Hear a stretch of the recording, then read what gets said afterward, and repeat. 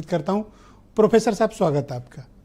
ये जो आरोप लग रहे हैं महाकुंभ समाप्त होने के पश्चात, बीजेपी का ही कंसर्न है कि चूंकि हिंदू जग गया है इसलिए भाटी जी को, सुरेंद्र जी को प्रॉब्लम है, और पिछड़ों को तो बीजेपी बहुत प्रेम करती है। क्या महाकुंभ के आयोजन के पश्चात विपक्ष वापस उस नैरेटिव की तरफ जाना चाहता है जहां पिछड़े दलित की बात करके उसने लास्ट पार्लियामेंट्री इलेक्शन जीता? जी ब्रजेश जी, अगर यही माना जाए तो लोकसभा चुनाव के पहले हिंदू सो गया था, और उस समय तो राम मंदिर एक बहुत बड़ा मुद्दा था बीजेपी का। लेकिन राम मंदिर के बावजूद समाजवादी पार्टी और कांग्रेस को मिलाकर के 43 सीटें मिली। अब ये मौका था बीजेपी के लिए कि कुंभ को महाकुंभ बनाया जाए और उसकी ब्रांडिंग की जाए। इसमें कोई तो राय नहीं है कि बड़ी सफलता मिली बीजेपी को ये सब करने में, ब्रांडिंग करने में। महाकुंभ सफल आयोजन है। अब आप किस नजरिए से देख रहे हैं इस पर? जिस नजरिए से अभी आपने प्रशंसा की उसी नजरिए नहीं, मैंने ये कहा ना कि वो अपने नैरेटिव, आपने कहा कि एक सफल आयोजन है, नैरेटिव को गढ़ने में सफल। वो जो इवेंट बनाया उन्होंने उसमें सफल। सरकारी डेटा कहता है 65 करोड़। बिल्कुल, लेकिन अगर आप सफलता को उसके मानकों के आधार मतलब भाटी जी का आधा गांव नहा चुका है, ठीक?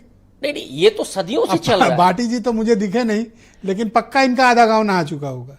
बिल्कुल, अगर आंकड़ों को, अगर आंकड़ों के हिसाब से तो। लेकिन देखिए, ये सदियों से चल रहा है, ये कोई पहली बार नहीं हो रहा है। लेकिन अगर हम इसी को माने कि साहब वो सब हिंदू थे, तो जो व्यवस्था थी वहां की, कल मैंने देखा कि साहब 15,000 सफाई कर्मी लगे थे।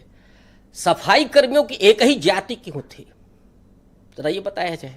अगर वो सब हिंदू थे, और मोदी जी को अगर मैं कोट करूं, मोदी जी जब गुजरात के मुख्यमंत्री थे तो उन्होंने जो बोला था, और फिर बाद में एक किताब भी आई थी, उस किताब में उन्होंने बाकायदा उसका उल्लेख है। वो किताब अब कम मिलती है, कर्मयोग नाम की किताब थी।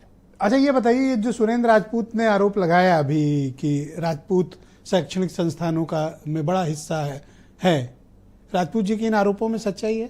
नहीं, डेफिनेटली 100%। अगर आप उत्तर प्रदेश के स्टेट यूनिवर्सिटीज देख लीजिए तो उसमें एक पिछड़ा और एक दलित, और भी कम्युनिटी, तो जैसे अपर कास्ट में सिर्फ ठाकुर ही थोड़ी है, ब्राह्मण भी हैं, बनिया भी हैं, कायस्थ भी हैं। बिल्कुल है।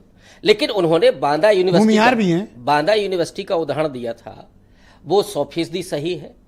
और लगातार एनएफएस अकेले राजपूत बेनिफिशियरी नहीं है। बांदा यूनिवर्सिटी में जो उन्होंने जैसे विनय राय साहब हैं, उनकी भी कम्युनिटी है बेनिफिशियरी। हाँ बिल्कुल है ना? बिल्कुल है।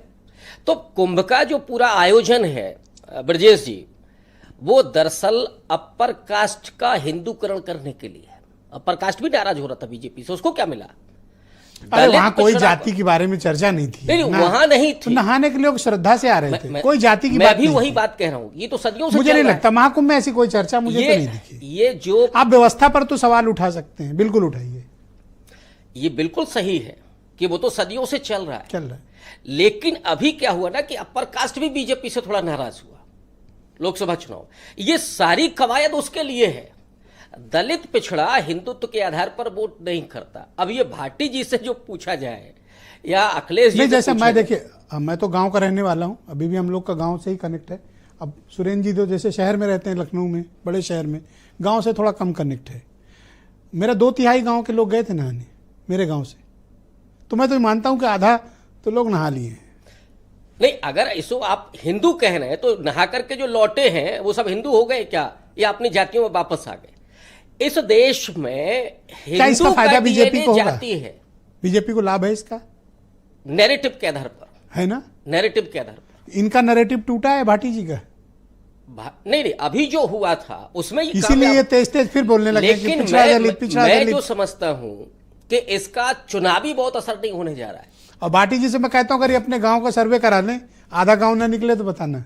आस्था तो है, आस्था है, लेकिन आस्था का मतलब ये नहीं है कि वो भाजपाई हैं। ये दोनों में अंतर है। ओके, हाँ, ये बात मैं मान सकता हूं। मैं विनय राय जी को आमंत्रित करता हूं परिचर्चा में। विनय जी, स्वागत आपका। ये फिर से सर